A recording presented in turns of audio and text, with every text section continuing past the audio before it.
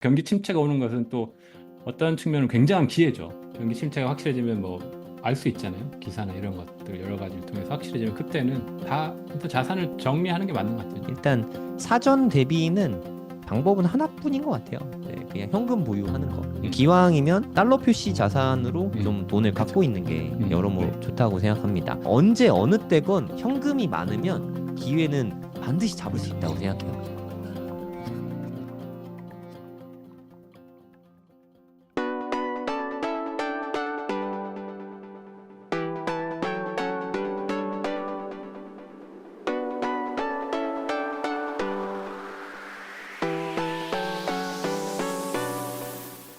네, 최근에 나스닥이 좀 꺾어지고 있거든요. 그래서 이제 나스닥 고점 찍고 이제 하락하는 거가 됐든 뭐 더 올라가다가 빠지든 언젠가는 오겠죠. 언젠가는. 네, 경기 침체, 리세션, 경제 위기 맞아요. 이런 위기 상황이 올 가능성이 있다고 저는 생각을 하거든요. 음. 이에 대한 관점을 서로 이야기해보고 전략을, 준비를 어떻게 하면 좋을지 좀 이야기 나눠보면 재밌을 것 같습니다. 일단 하루님부터 지금 이게 나스닥 차트거든요. 네네. 미쳤잖아요. 기울기를 봐도 이게 뭐 별거 아니라고 생각하실 수도 있긴 한데 한 1996년 요즘 94년부터 한 30년 된 거죠. 30년 네. 동안 네, 지수가 한 26배 정도 올랐거든요. 한 아, 거의 30배 가까이 올랐다고 보면 될 것 같은데 네. 경기 침체가 과연 오긴 올 거라고 생각하세요? 일단 그 부분 그럼요. 먼저 이야기해 보죠. 예, 어떤 형태로든 그리고 어떤 트리거가 될지는 아직 예측할 수 없지만 온다고 생각합니다. 음, 그러니까 온다면 언제쯤 올까요? 2022년이었죠. 지금 네. 차트에서 보이고 있는 급락을 시작한 게 음. 2022년 요때죠, 1월부터거든요. 요때. 예. 예. 근데 저 때의 전조 증상들을 보면은 2021년에도 야, 이게 너무 물가 상승이 세다, 인플레이션이 음. 세다. 그러니까 금리를 올려라. 예, 이런 이제 올려야 되는 거 아니냐 이런 기조가 있었는데 당시 파월이죠. 파월이 아니야. 지금 물가 너네가 생각하는 것보다 괜찮아. 금리 아직은 안 올려도 돼. 이렇게 이런 하자 말을 하면서 했었죠. 네, 인플레이션은 일시적이다. 네, 맞아요. 음. 그렇게 하면서 2021년 한 11월, 12월까지도 분명 그런 인터뷰를 하고 그런 뉘앙스였는데 1월이 되자마자 아, 내가 잘못 봤다. 음. 네, 그러면서 금리를 막 0.5, 0.75 막 자이언트 스텝까지 하면서 네. 되게 급하게 올렸습니다. 그러니까 음. 지금 이게 물론 이제 어디까지 갈지는 모르겠지만 얼마 안 남았다고 생각을 하거든요. 네. 이게 이제 경기가 과열이 되고 돈이 많이 풀리면은 그거에 따라서 이제 자산 가격은 오르기 마련인데 그게 무한정 오르지는 않거든요. 지금 음. 나스닥 차트만 봐도 이게 지금 오른 폭을 보세요. 예, 조정이 언제 와도 이상하지 않은 음. 그림이죠. 네. 지금 중심이 되는 초록색 이평선이 121선 같은데 맞나요? 네, 맞아요. 엄청 멀죠. 이게 그렇죠. 주봉이거든요, 주봉. 지금 저 121 주봉인데, 121선 121선에서 얼마나 이격되어 있는지 보세요. 그러니까 네, 여기 캔들이 일봉. 네. 예, 그 지금 조정을 받고 있는데, 그러니까 이제 이건 이제 예측이죠. 예측인데 제일 예측 가능한 시나리오는 금리 인하가 되면서 리세션이 오는 거죠. 그러니까 네. 정확히 말하면, 그러니까 이게 이런 역사가 있습니다. 과거에도 급격하게 금리 인상을 하면서 주가가 빠지고 이제 금리 인상이 멈추면서 이제 지금 잊었다. 금리 인상이 이제 좀 멈추겠는데 이때 주가가 가장 많이 오릅니다. 선행하거든요. 음. 그리고 금리 인하를 시작하니까 주가가 빠져요. 그러니까 우리 상식이랑 반대로 가는 거죠. 금리 인하하면은 이렇게 좀 자산 가격은 올라야 되는 거 아니야? 라고 생각을 하는데 주식은 선행하는 특성이 음. 있잖아요. 이미 다 반영을 했다는 거죠. 금리 인하하는 시점에는. 음. 가격이 이미 지금 반영을 많이 했죠. 그래서 그러니까 사실은 이게 선호가 좀 중요한데 금리 인하하니까 주가가 빠졌다 이게 아니고 뭔가 주가 인하할 만한 경제적인 이슈가 생기겠죠. 생길 네. 겁니다. 그리고 나서 그러니까 금리 인하를 통해서 경제를 좀 부양하겠다. 그러니까 이게 이제 선호가 맞는 건데 그래서 이제 차트에서는 금리 인하하니까 주가가 빠지는 것처럼 나오는 거고 그래서 이제 이런 걸 토대로 예측해 보면 뭔가 내년에 또 그리고 트럼프가 지금 유력한 상황인데 트럼프는 뭐 또 어디로 튈지 모르는 사람이잖아요. 지금 벌써 트럼프가 된다고 하니까 기존에 전통적으로 강했던 반도체주 그리고 그 IT 관련 이쪽들 지금 많이 빠지고 조정 빠지고 있는데 이런 식으로 어떤 식으로든 경제적인 타격과 함께 멀지 않았다고 생각하고 있어요. 네, 길어야 내년 하반기까지 그러니까 내년 상반기 이후에는 어떤 조정을 받지 않을까 음, 싶습니다. 네, 알겠습니다. 데니얼드님은 경기 침체나 경제 위기 뭐 이런 부분에 대해서 어떻게 보고 계세요? 경기 침체는 항상 언제든지 올 수 있죠. 그래서 그 네, 가능성이 갑자기 오니까, 그러니까 음, 그게 뭐 예상 자체는 정확하게 할 수 없지만 항상 갑자기 벌어지거든요. 그래서 네, 갑자기 주식시장 반영되고 갑자기 전체 시장 떨어지고 그게 아무도 거의 예측을 못 하더라고요. 그렇지만 온다는 건 확실하죠. 그래서, 네, 그래서 그게 오는 거는 확실한 것 같고요. 그래서 항상 예전에는 잘 몰랐는데 투자를 하면서 아, 이게 시장이 항상 언제든지 급락할 수 있고 다 빠질 수 음, 있구나. 음, 갑작스러운 사건으로 막 두세 개가 연달아서 막 사건들이 막 벌어지는 거죠. 그런 현상이 항상 있으니까 또 그게 보면 또 그래야 되는 것 같아요. 경기가 그렇죠. 계속 좋아지는 것 자체가 말이 네, 안 되잖아요. 그러니까 이게 네, 약간 경기 자체가 약간 네, 허상이니까 거품이 그렇죠. 거품이니까 거품이 계속 많아지면 언젠간 꺼지게 돼 있으니까 음, 실제 음, 가치하고 괴리가 있잖아요. 그래서 음, 그게 발생해 줘야 다시 경기가 경기답게 돌아가는 건데 지금 뭔가 자산 가치랑 실제랑 뭔가 괴리가 많아서 문제가 있는 거죠. 그래서 그 음, 음, 문제를 계속 막고 막다가 언젠가는 터져서 그게 갑작스럽게 오는 건데 그게 뭐 정확히 언제인지는 모르는데 근데 당장 올 것 같지는 않아요. 그래서 뭐 올해는 좀 오기 힘들 것 같고 그 미 대선이란 게 있어가지고 음. 오더라도 이후에, 어떻게든 네, 막을 것 같고 그러니까 그렇죠. 대선 초기부터 맞아요. 그렇게 네, 되면 안 되니까 결국 미국이 경제를 다 지금은 현재 이끌고 있으니까 뭐 올해 하고 내년 글쎄 내년까지는 조금 힘들 것 같긴 하고 그런 게 우리가 코로나 한번 왔었기 때문에 어느 정도 좀 그래도 조정이 됐다고 보고 근데 저 나스닥은 너무 높죠. 그래서 저게 뭐 경기 침체로 인한 조정보다는 뭐 좀 건전한 조정 정도는 올 수 있을 것 같고 경기 침체라는 것은 오더라도 그래도 대선이 지나고 뭐 한 그래도 한 1, 2년 정도 지나야지 좀 발생하지 않을까. 그 좀 시간이 좀 전 여유 있게 보고 있습니다. 그래서 오긴 온다. 그래서 그거를 이제 대비는 해야죠. 그렇게 예상하고 있지만 그러다가 또 갑자기 연말에 올 수도 있거든요. 네, 그러니까 언제 어떻게 닥칠지 모르니까 그 예상은 하지만 내 예상보다 빨리 올 수 있기 때문에 음, 그런 경기 침체가 확실해지면 처음에는 이제 가짜 시그널들이 오잖아요. 뉴스도 오고 그러다가 또 괜찮아지거든요. 근데 경기 침체가 확실해지면 그때는 자산을 확실히 다시 다 재배분을 해야 되니까 계속 가지고 있다가는 큰일 나죠. 그래서 경기 침체가 오는 것은 또 어떤 측면은 굉장한 기회죠. 음, 굉장한 기회이기 때문에 그때 제일 가격들이 제일 떨어지기 때문에 확실시 되기 전에 좀 정리를 한 뒤에 뭐 저점까지는 아니어도 또 많이 떨어져 있을 때 굉장히 대량으로 매입해서 굉장히 또 기회를 살 수 있는 거죠. 그래서 저는 그것이 온다고 보고 왔을 때 굉장히 좋은 기회라고 보고 그리고 그 기회를 좀 살리기 위해서 어느 정도 항상 그러니까 항상 대비해야 되는 것 같아요. 그게 음. 진짜 경기 침체인지 아닌지를 당장은 볼 수 없으니까 그게 언제든지 올 수 있다. 그 생각은 가지고 있습니다. 네, 좋은 말씀 감사합니다.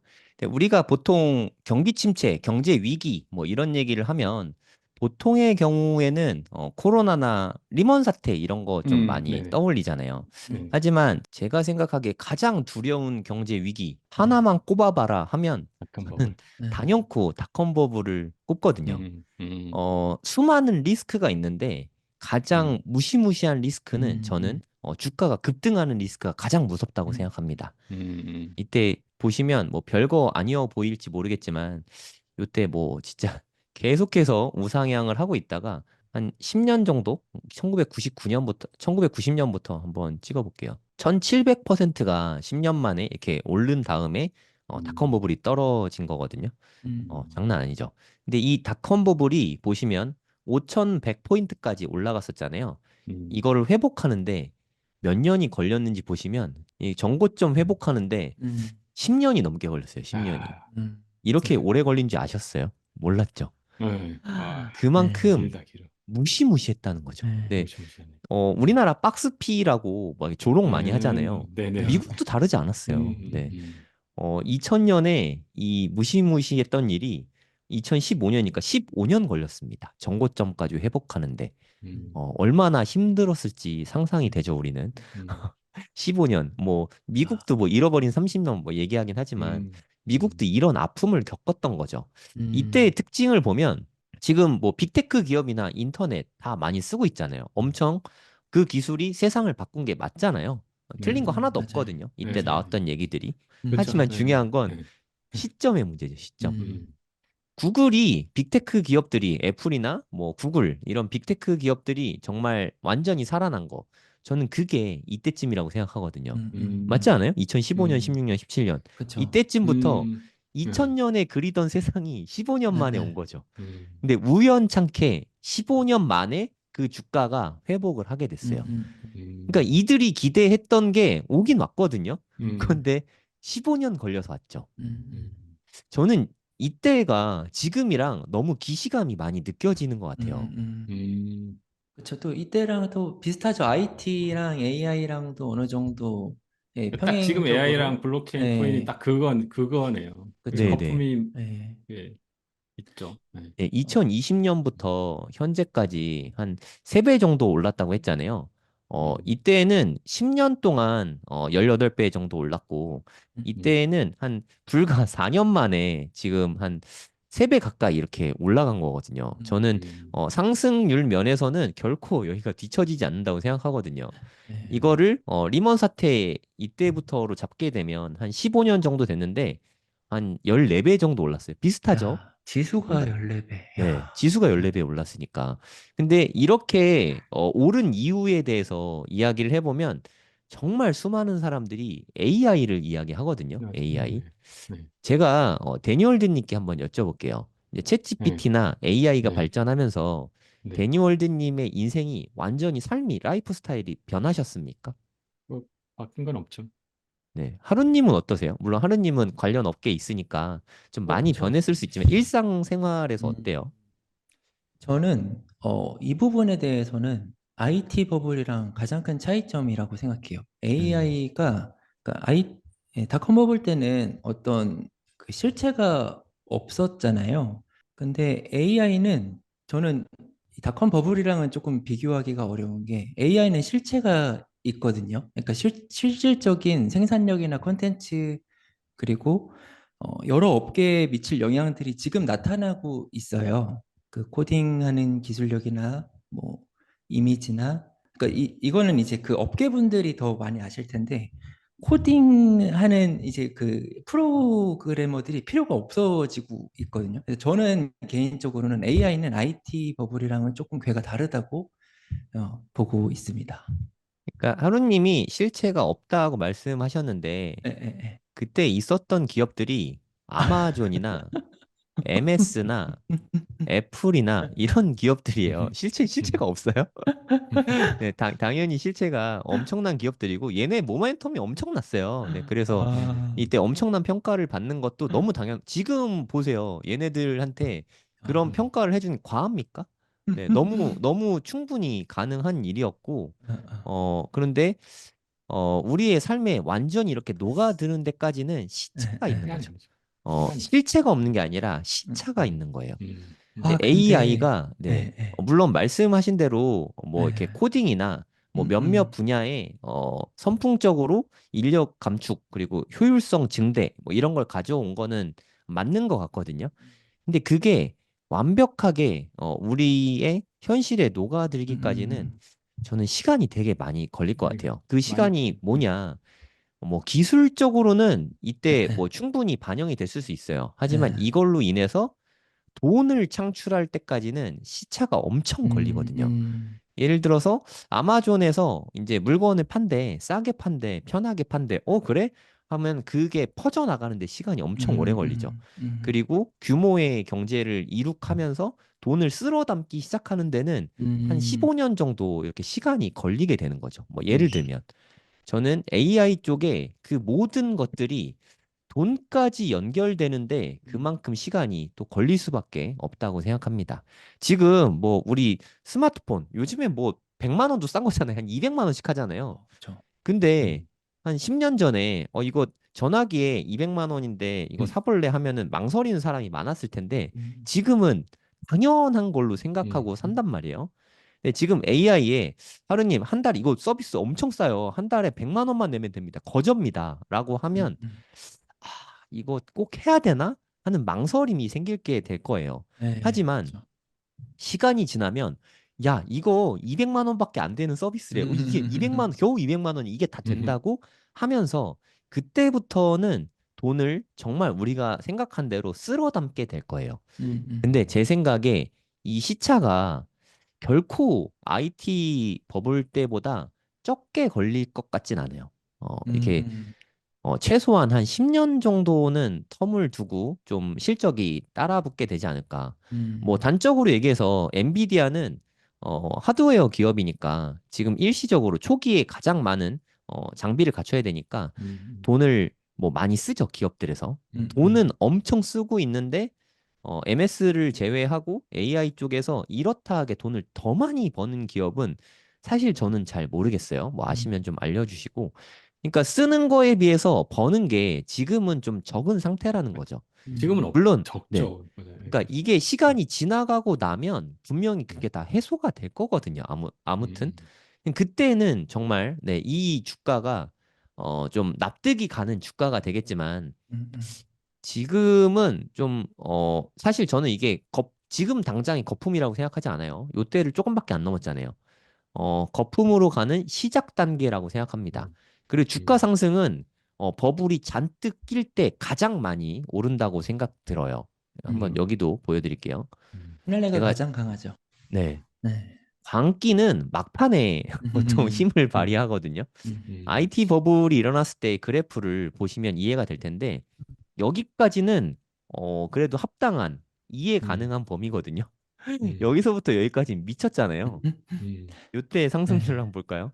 네. 이게 1년이 채 안 됐는데 지수가 2배가 오른 거예요. 나스닥이 이렇게 작은 게 아닌데 막판 피날레가 가장 미친 듯이 나타나는 게 보통이거든요. 그래서 저는 아직 AI 버블은 아직 끝나지 않았다고 생각해요. 왜냐하면 막판에 피날레가 어마어마할 가능성이 있으니까. 근데 그 피날레 전에 약간의 조정은 있을 수 있을 것 같아요. 하지만 이렇게 IT 버블이 그랬듯이 막판에 피레침을 쏘면 그때는 좀 버블이 좀 위험해지는 그런 때가 오지 않을까 하는 생각이 듭니다. 그 시기를 저는 앞으로 한 1, 2년 내로 좀 보고 있거든요. 데니얼드 님도 말씀하셨지만 트럼프가 만약에 당선이 된다고 치고 한 임기 1, 2년 동안은 어떻게든 경기를 부양시키려고 애를 많이 쓰게 될 거예요. 돈도 많이 풀 거고 그때 AI 버블이 끝판을 달릴 거라고 생각합니다. 그때 엄청난 광기를 달린 다음에 이제 그 거품이 꺼져갈 때쯤, 그때쯤부터 이 비극이 시작되지 않을까, 그렇게 저는 생각하고 있어요. 저는 주변에 약간 기시감 같은 걸 느꼈는데 최근에 네, 인터넷 댓글에서도 그렇고 커뮤니티에서도 그렇고 주변에서도 그렇고 야 국내 주식 그거 누가 해 그냥 다 미국 주식 하면 돈 번대라는 얘기를 많이 들려요 네, 주변에서 부모님도 미국 주식 한다고 하고 야 그러면 이게 이 기시감이 여러 번 겪었단 말이죠. 네, 비트코인 때도 겪었고 2차 전지 때도 겪었고 이게 위로 올라가는 폭보다는 이제 그 손익비가 지금 밑으로 내려갈 수 있는 폭이 더 큰 자리라고 저는 그 지금도 사실 저한테 여기서 산다고 별로 먹을 거 없는데라는 자리이기는 합니다 지금. 만약에 경기 침체가 올 거라고 네, 다들 이렇게 생각은 하고 계시잖아요. 그럼 이거를 우리는 어떻게 대비하면 좋을지 코인 투자자의 입장에서 한번 이야기를 해보면 의미가 있을 것 같거든요. 네, 하루님부터 이야기 좀 부탁드립니다. 그러니까 여기서 이제 조정이 오면은 그러니까 저는 이게 조정이다라고 덥석 사지는 않을 것 같아요. 음, 그러니까 언제든지 여기가 이제 고점이 될 수 있는 자리라고 저는 충분히 생각을 하거든요. 지금 네. 그냥 그래프적으로 오른 한번 폭을 보세요. 음, 이게 어떤 정상적인 조정을 거치고 간 게 아니라 작년부터 쉬지 않고 지금 계속 가고 있거든요. 예. 예.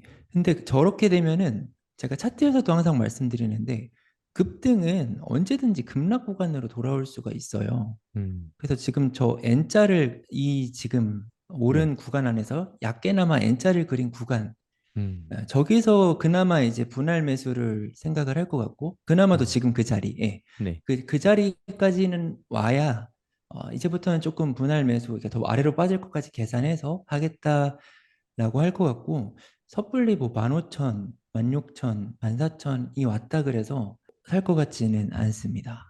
네. 데니얼드님은 만약에 경제 위기나 경계 네. 침체를 대비한다면 어떤 전략을 취하면 좋을까요? 대비 자체는 사실 좀 어렵다고 보고 그게 확실해지면 음. 경기 침체가 확실해지면 뭐 알 수 있잖아요. 기사나 이런 것들 여러 가지를 통해서 확실해지면 그때는 다 또 자산을 정리하는 게 맞는 것 같아요. 정리해서 다 현금으로 가지고 있거나 아니면 채권으로 가지고 있거나 뭐 미국 국채 같은 거 그거 가지고 있다가 기다리는 거죠. 기다렸다가 어떤 현금 보유량을 계속 늘려야겠죠. 그래서 음. 경기 침체가 확실해진다고 하면 저는 항상 기회라고 생각해요. 그게 뭐 매년 일어나는 게 아니고 10년에 뭐 한 번, 많으면 뭐 두 번 이렇게 일어나는 거니까 자산을 늘릴 수 있는 기회라고 보고. 근데 경기 침체가 났는데도 괜찮을 거야라고 하면서 계속 그 홀딩하는 거는 굉장히 좋지 않고 그런 모든 자산을 다 항상 정리하는 게 맞는 거 아닌가 이런 생각이 듭니다.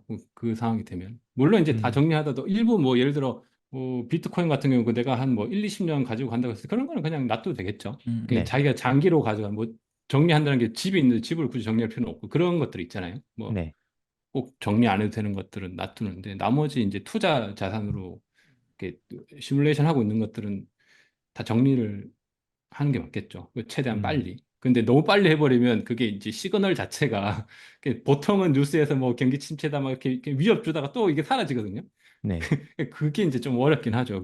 진짜 경기 침체니. 근데 차트나 이런 걸 봐서 전반적으로 이렇게 다 좀 분석을 정확히 해야겠죠. 그래서 음. 나름대로 기준을 가지고 그래서 그게 확실하다면 정리를 하는 거고. 그래서 정리했다가 기회를 삼아서 자산을 최소한 두세 배 늘릴 수 있는 기회죠. 그게 좋은 기회라고 봅니다. 아무튼 그 경기 네. 침체가 된다면 확실하다면. 저도 데니얼드님 의견하고 되게 좀 비슷한데, 일단 사전 대비는 방법은 하나뿐인 것 같아요. 네, 그냥 현금 보유하는 거. 네. 자산을 좀 팔든, 네, 우리가 음, 일을 더 열심히 해서 돈을 모으든, 네. 일단 최대한 돈을 좀 모아야 된다고 생각하고, 음, 기왕이면 달러 표시 자산으로 좀 돈을 그죠. 갖고 있는 게 여러모로 네. 좋다고 생각합니다. 음, 요즘엔 뭐 주식 시장이 뭐 HTS나 이런 데서 뭐 음, 환전이 너무 쉽잖아요. 수수료도 거의 네. 없는 것 맞아요. 네. 같고, 네. 네. 그런 걸 이용해서 달러를 일부 음, 갖고 있는 거죠. 예를 음, 들어서 내가 현금 한 5천만 원을 만들었다 하면 음. 5천만 원 다 원화로 갖고 아, 계시지 말고 뭐 달러로 있어야죠. 네. 반반이라던가 네. 네. 아니면 맞아요. 저는 오히려 달러를 더 많이 음, 갖고 있는 게 낫다고 생각하거든요. 네. 그런 그런 것 때를 같습니다. 대비할 네. 거면. 네. 그러니까 뭐 그럴 때를 대비하면 5천만 원 중에 한 4천만 원은 그냥 음, 달러로 바꿔놓고 음, 아니면 뭐 단기채 같은 건 뭐 괜찮을 수 있으니까 음, 단기채를 좀 사거나 그 음, 단기채가 좀 또 좋을 수 있는 이유가 일단 금융위기가 터지거나 음, 뭐 경제 위기가 왔다. 음, 가장 먼저 하는 게 유동성 공급이라서 음. 이자를 빵 맞아요. 내리거든요. 네. 그러면 한 뭐 한 4% 정도 되는 단기채를 샀는데 이 이자가 갑자기 음, 4%에서 한 1% 수준으로 확 음. 떨어진다. 그러면 그러니까, 거기에서 네. 또 돈을 네네. 벌 수 있으니까. 네네, 맞아요. 그리고 경기 침체가 안 나타나더라도 뭐 괜찮죠. 단기적으로 우리 네. 만기까지 갖고 있으면 그건 음, 무조건 수익이잖아요. 그렇죠. 장기채는 좀 위험할 수 있어요. 네, 장기채는 음, 변동성이 좀 커가지고 음, 우리가 뭐 금리 노름하려고 하는 건 아니니까 음, 뭐 그런 측면에서 달러 음, 아니면 뭐 미국채 단기채 음, 위주로 음, 달러를 좀 갖고 현금화하는 게 좋다고 생각하고 음, 또 우린 코인 투자자니까 음, 테더로 갖고 있는 것도 뭐 방법이죠. 그쵸, 테더나 그쵸. 네. 맞아요. 그런 식으로 현금성 자산들을 음, 최대한 많이 좀 음, 보유해야 된다고 생각합니다. 음, 제가 이번 장에서 제가 좀 실력보다 비트코인 투자로 돈을 많이 번 이유가 사실 저는 2024년 올해에 상반기쯤에 마일드 리세션이라도 올 줄 알았어요. 경기 침체가 올 음, 거라고 생각을 해서 제 작년 유튜브 영상 보면 현금 모아라 이 얘기 진짜 많이 했거든요. 음, 음, 음, 저도 그래서 현금 계속 모으고 있었는데 분위기가 안 올 것 같은 거예요. 음, 비트코인 가격이 음, 심상치 않은 거야. 그때부터 비트코인 엄청 샀거든요. 음, 그래서 기회를 또 잡은 거잖아요. 음, 그러니까 언제 어느 때건 현금이 많으면 기회는 반드시 잡을 수 그렇죠. 있다고 생각해요. 음, 우리가 이런 기회가 와도 사실 현금이 없으면 아무 의미가 음, 없잖아요. 맞아요. 그러니까 네. 그렇죠. 내가 이거 이때 사면 돈 버는 거 아는데 내가 음, 음, 부동산이랑 음, 주식이랑 코인에 다 묶여 있어. 무슨 음, 의미가 있어요? 음. 현금이 없으면 쳐다만 봐야 되니까 그게 가장 우울한 상태가 된다고 생각하거든요. 그래서 저는 내년 상반기에는 현금화를 또 적극적으로 음, 좀 해야 된다고 생각합니다. 아까 하루님하고도 통화했는데 저는 데니얼드님 말씀하신 것처럼 비트코인 장기 물량 뭐 와이프 거 비트코인 2개, 제 거 1개 뭐 이거는 한 30년 정도는 가져갈 생각이거든요. 2, 30년 음, 가져갈 거니까 그거를 팔진 않고요. 네. 음, 그것까지 팔면 안 되죠. 그리고 내가 살지 그걸 팔면 안 되죠. 음, 그런 것들은 갖고 있대. 음, 나머지 좀 금융 자산들은 전부 다 올 매도할 생각이에요. 내년 그 마지노선을 2025년 6월 30일까지로 나름 정했거든요. 음, 그때 장이 아무리 좋아도 좀 덜 먹으면 되니까. 음, 우리가 꼭 배 터지게 꼭대기까지 음, 다 먹을 음, 필요는 없잖아요. 그냥 좀 까치밥처럼 내 다음 네, 사람에게도 좀 맞아. 마진을 남겨줘야 되니까 음, 그냥 끝까지 안 먹고 그때부터는 현금화를 좀 열심히 해서 음, 현금을 한 1년 정도는 가지고 있어 볼 생각이에요. 그러면 부동산이 됐든 코인이 됐든 주식이 됐든 어디서든 기회는 튀어나올 수 있다고 생각하거든요. 그런 기회 통해서 좀 큰 돈을 벌 수 있는 기회들이 생기는 것 같아요. 아까 데니얼드님께서 경제 위기가 한번 지나가고 나야 자산을 두세 배 뻥튀기 할 수 있는 기회가 온다. 이런 말씀을 하셨잖아요. 맞아요. 음, 네. 그건 어디까지나 기회는 늘 그렇지만 준비된 사람의 몫이잖아요. 그렇죠. 우리가 기회를 잡기 위해서 준비된 사람이 되어야 한다고 생각합니다. 아마도 내년 상반기에는 어, 계속 현금화해라, 현금화해라 이런 얘기를 계속 또 하지 않을까. 네, 지금은 제가 매일 비트코인 사고 있다 맨날 그 얘기하고 있잖아요. 음, 때마다 테마가 있는데 네. 네, 지금 현재 테마는 비트코인 매수인데 내년 이맘때도 아니죠. 뭐 1년도 안 남았는데 내년 한 3월부터는 이제 현금 만들어야 된다. 현금 준비해라. 이 얘기를 좀 많이 드릴 것 같아요. 진짜 본능이랑 좀 반대로 가려는 연습을 하면은 좋을 것 같아요. 이게 불과 음, 2주 전만 해도 막, 야, 이거 다 너무 이제 안 좋아가지고 우울했지만 그때 용기를 낸 사람들이 결국 지나고 나니까 승자였던 것처럼 반대로 지금 미국 주식을 하는 친구 제 주변은 지금 정말 많이 환호하고 있거든요. 네네. 음, 네, 캡처 막 보내줘요, 저한테. 비트코인 조롱하고. 막 미국 주식 뭐 SPY 이것만 사 이렇게 보내줘요. 네. 약간 이제 그러면은 이게 얼마 안 남았구나 싶은 거죠. 음, 음, 네, 그래서 우리가 사실 남들 살 때 용기를 잘 내지 남들 안 음, 할 때 반대로 가는 용기는 보통 좀 내기 어렵거든요. 사람 네. 본능상. 근데 그렇게 반대로 가는 연습을 하면 결과가 더 좋았던 경우가 많았던 것 같습니다. 그러니까 최근에 빅테크들을 비롯해서 이제 뭐 엔비디아나 MS 이런 데 좀 주가가 좀 빠지고 있으니까 음, 좀 거세게 빠지고 있잖아요. 음. 뭐 ASML 뭐 이런 데도 좀 음, 많이 빠진 것 같아요. 그렇죠. 특히나 네. 비미국 쪽 제조업들, 그러니까 TSMC나 이런 데 좀 많이 빠지고 맞아요. 있는 것 같거든요. 근데 그런 투자라는 게 늘 불확실성을 갖고 있잖아요. 그렇죠. 맞아요. 사실 SK 하이닉스 주가 보면 야, 이게 한국 주식이 이게 좀 쉬운 게 아닌데 아, 세 배 넘었네요. 네. 네. 이때 한 7만 원대였는데 작년 3월에만 해도 지금 한 세배가 넘었습니다. 한 3.5배 정도 올랐다가 지금 빠진 거잖아요. 네. 어, 이렇게 늘 좋을 수만은 없어요. 그러니까 아까 음, 데니월드님도 말씀하셨지만 늘 좋을 수만 없으니까 어느 정도 좀 먹었다 싶으면 좀 분할 매도하면서 익절을 하는 게 저는 좀 음, 중요하다고 생각하거든요. 음, 그렇다고 뭐 지금 다 팔아라 이런 뜻은 아니니까 뭐 더 올라갈 수도 있습니다. 네, 투자의 판단은 본인이 하시는데 항상 올라가고 있을 땐 좀 남들이 탐욕스러울 때 공포를 느껴야 된다고 생각해요. 남들이 맞아요. 공포스러워할 때 그때가 욕심낼 때라고 생각이 들고요. 맞아요. 그래서 네. 좀 오르고 있는 자산에 투자를 하셨다면 지금은 좀 일부 익절하시고 지금 소외받고 있는 자산으로 좀 갈아타는 것도 방법인 것 같습니다. 그리고 또 트레이더로서 이게 좀 이야기하고 싶은 게 있는데 이게 보통 고점에 좀 팔려고 하잖아요. 이게 네. 사람이라면 누구나. 근데 고점에 실제로 그러니까 이게 그냥 뭐 심리나 이런 걸 떠나서 실제로 고점에 머물러 있는 시간이 굉장히 적거든요. 음. 그 고점에 징후들이 몇 개 있어요. 아까 성정일 선생님 말씀하셨던 것처럼 마지막 피날레 파동이 가장 강하고 네. 거래량이 터지고 왜냐면 너도 나도 사는 뉴스들이나 그런 시그널들이 나오거든요. 네. 그러다 보니까 급등을 하고 근데 또 급등을 하다 보니까 뭔가 안 좋은 뉴스에 되게 급락을 해요. 음. 근데 이렇게 되면은 물릴 확률이 높은 게 기존의 홀더들도 그 고점 가격이 머리에 뇌리 속에 박힌단 말이죠. 아, 내가 하이닉스를 예를 들면 25만 원을 받는데 순식간에 20만 원을 받네. 아, 그래도 한 24만 원에는 팔아야지. 어떻게 이거를 여기서 정리해? 이런 식으로 그러니까 고점에 물리는 메커니즘에 대해서 제가 지금 이야기를 드리는 거예요. 아, 25만 원을 받는데 여기서 정리한다고? 근데 사람 심리가 그러니까 애초에 20만 원에 팔아야지 했던 사람도 25만 원을 보면 20만 원에 못 팔거든요. 그래서 그리고 또 고점에서는 악재 뉴스에 되게 민감하게 반응을 합니다. 그러니까 별거 아닌 사소한 뉴스나 뭐 미국 지수 발표 이런 거에 되게 민감하게 반응을 해요. 그래서 고점에 머무르는 시간이 적은 거거든요. 그러면 반대로 저점의 시그널은 어떤 거냐? 이거랑 다 반대라고 보면 돼요. 저점에서는 악재에도 둔하게 반응합니다. 더 이상 안 빠져. 하방 맞아요. 경직이 이미 탄탄해진 자리까지 온 네. 거죠. 이걸 다 반대로 해석하면 돼요. 그럼 저점은 어떻게 사야 되지? 야, 이제 더 이상 악재가 나와도 내려가질 않네. 그럼 이제 매수를 고민하는 겁니다. 그러니까 이런 식으로 좀 이렇게 좀 고점을 판단할 수 있는 시야를 가지시면은 매매할 때도 굉장히 많은 도움이 됩니다.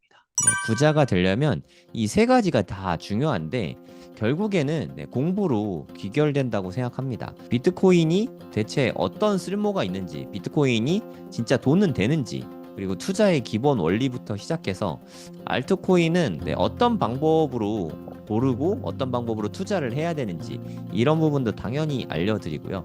차트 공부도 저는 코인 공부에 있어서 핵심 중에 하나라고 생각해요. 기본적으로 꼭 해야 되는 거라고 생각하고요. 언제 들어갈지 아니면 뭐 언제 수익 실현할지 이런 거를 지표를 따져보는 거죠. 그리고 선물 투자가 코인에는 가능하거든요. 안전하게 욕심부리지 말고 잘 쓰면 자산을 증식시키기에 좋은 수단 중에 하나지만 레버리지를 좀 쓸 수 있으니까. 하지만 과도한 레버리지를 쓰고 잦은 거래를 하면 순식간에 불이 날 수 있다. 그래서 기왕 할 거라면 좀 잘 배우고 판단을 해볼 수 있죠. 앞으로 있을 5년이 우리 인생에 아주 좋은 기회가 될 수 있을 거라는 생각이 들어서 제가 가이드 해드린 대로 5년 동안 그렇게 투자를 하시면 앞으로의 인생에 큰 기회를 잡을 수 있지 않을까, 저는 그렇게 보고 있습니다. 제가 생각하기에 대한민국에서 이렇게 하나하나 알려주는 강의는 아마 아예 없을 거예요.